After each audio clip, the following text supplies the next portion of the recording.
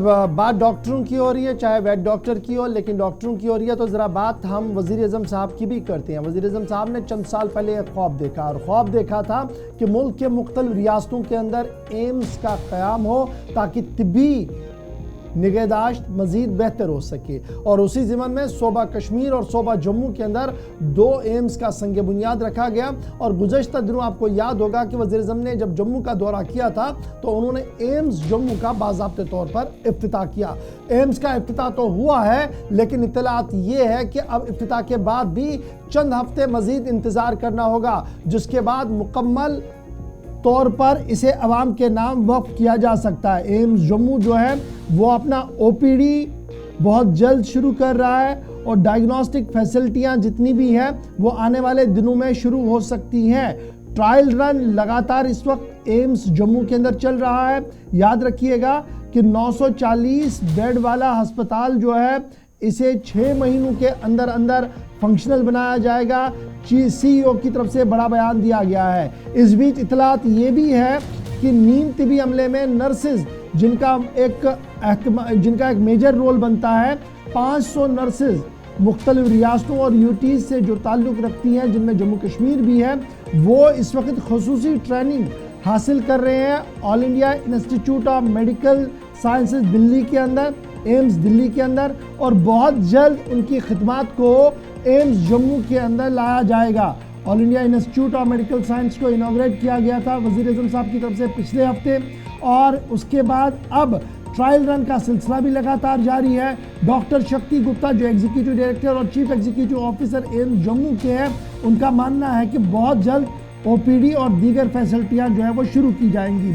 फिलवक्त जो है कई डिपार्टमेंट्स का क़याम अमल में लाया गया है, ताहम मज़ीद कुछ वक्त लग सकता है जब इस डिपार्टमेंट को, इस इदारे को अवाम के नाम मुकम्मल तौर पर वक्त किया जाएगा। शिल्पा शर्मा हमारे साथ इस वक्त ज्वाइन कर चुके हैं। शिल्पा, बहुत शुक्रिया। जम्मू के हवाले से अहम खबर, सामा के अंदर वज़ीर आज़म साहब ने डिजिटल मोड पर इसका इफ्तिताह किया, लेकिन खबर ये कि अभी भी चंद हफ्तों का इंतज़ार करना होगा, जिसके बाद एम्स के अंदर ओपीडी समेत दीगर सर्विसेज शुरू होंगी।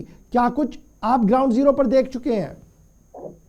जी बिल्कुल, देखिए जिस तरीके से एम्स प्रशासन ने दावा किया था कि 1 मार्च से जो है वो ओपीडी सर्विसेज को शुरू किया जाएगा, लेकिन अब आम जनता को कुछ और समय जो है वो इंतजार करना पड़ेगा। और जिस तरीके से इस समय ट्रायल रन जो है वो एम्स अस्पताल में देखने को मिल रहा है, और ये उम्मीद की जा रही है कि जब ओपीडी सर्विसेज को शुरू किया जाएगा तो 2 से 3 हजार के करीब जो है मरीज वहां पर पहुंचेंगे, और मरीज के साथ जो तीमारदार वहां पर पहुंचेंगे उन्हें नाइट शेल्टर के लिए भी व्यवस्था जो है वो उनके लिए भी तैयार की जा रही है, व्यवस्था भी उपलब्ध करवाई जाएगी। और साथ ही साथ जो तमीदार है, यानी कि जो पेशेंट के साथ तमीदार पहुंचेंगे, उनके खाने का भी यहाँ पर जो है वो देखा जा रहा है, जहां पर एम्स प्रशासन जो है वो अलग अलग कुछ एनजीओ से बातचीत कर रही है ताकि खाने की जो दरें हैं वो काफी कम रखी जाए, और जो अलग अलग जिलों से, अलग अलग स्टेट से जो एम्स अस्पताल में पहुंचेंगे तो उन तमीदारों को किसी प्रकार की परेशानी ना हो।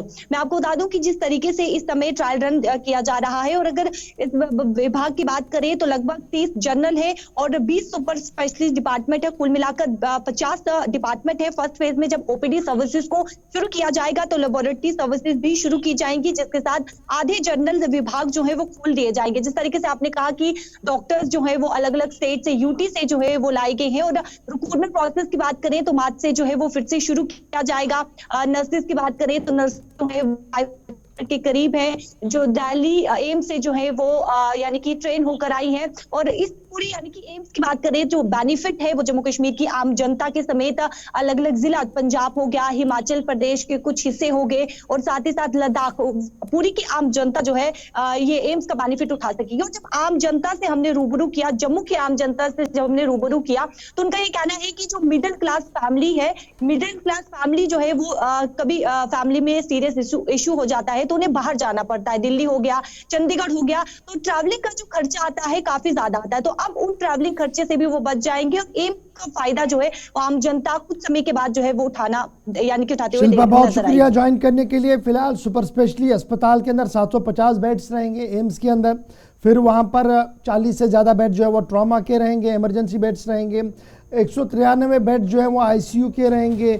20 ऑपरेशन थिएटर्स बैक वक्त काम करेंगे। हेलीपैड बनाया गया है।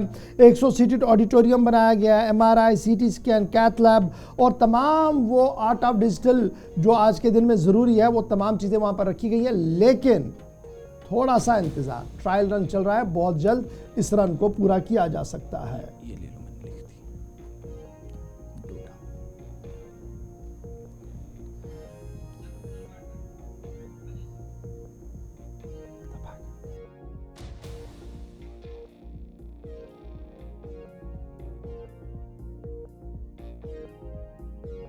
के बाद